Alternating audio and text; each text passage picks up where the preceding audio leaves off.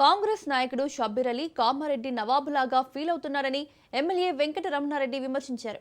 తాను ఎమ్మెల్యేగా పోరాడి సాధించుకు తెస్తున్న పనులను ఇన్ఛార్జ్ మంత్రిని తీసుకొచ్చి షబ్బీర్ అలీ ప్రారంభోత్సవాలు చేస్తున్నారని ఎమ్మెల్యే కేవీఆర్ ఆరోపించారు.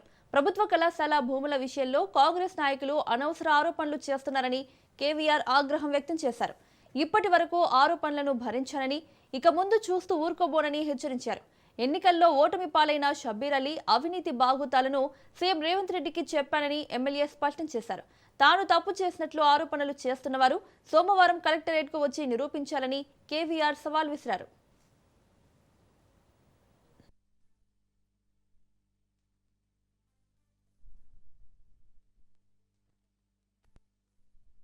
నిజంగానే పద్ధతి గల లీడర్ అయితే నీకు 70 ఏళ్ళు నిజంగా ఉంటే నీవు నిజమై మాట్లాడితే సోమవారం నాడు 10 గంటలకు కలెక్టర్ ఛాంబర్కు పోదాం. నీవు రా, నేను పోతా.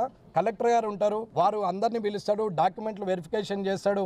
నిజంగానే అందులో గిన్న ఒక తప్పున్నా నేను నీ కాళ్ళు మొక్తా, చెంపలేసుకుంటా, రాజకీయం శాశ్వతంగా మానేసుకుంటా నేను తప్పు చేస్తే అని చెప్తున్నా.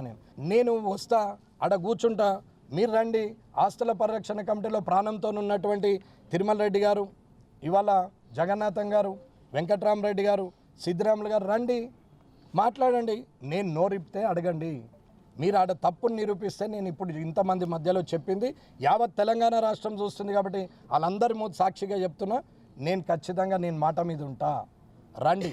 అంతే తప్ప తప్పుడు ఆరోపణలు చేస్తే కుదిరేది లేదు. కాబట్టి ముఖ్యమంత్రి రేవంత్ రెడ్డి గారికి మరొకసారి చెప్తున్నా, ఇదే మీ ప్రజాపాలన అయితే నా సమాధానం వేరే విధంగా ఉంటుంది.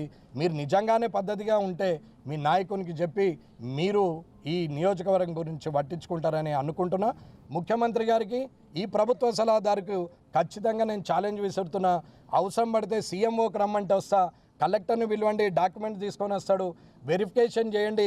నిజంగానే తప్పుంటే నేను అక్కడనే స్పీకర్కు, నేను నీ ముందటనే ముఖ్యమంత్రి ముందటనే స్పీకర్ ఫార్మేట్లో రిసిగ్నేషన్ ఇచ్చేసి కళ్ళు మూసుకొని ముఖ్యమంత్రి కాళ్ళ మీద పడి తప్పైందని చెప్పి నేను వస్తా. లేదు, నాది తప్పు లేదంటే ఇతన్ని ఏం చేస్తావు, ఏ శిక్ష ఇస్తావో ముఖ్యమంత్రి నిర్ణయించుకోవాలా, ఎలాంటి నిర్ణయం తీసుకోవాలో ముఖ్యమంత్రి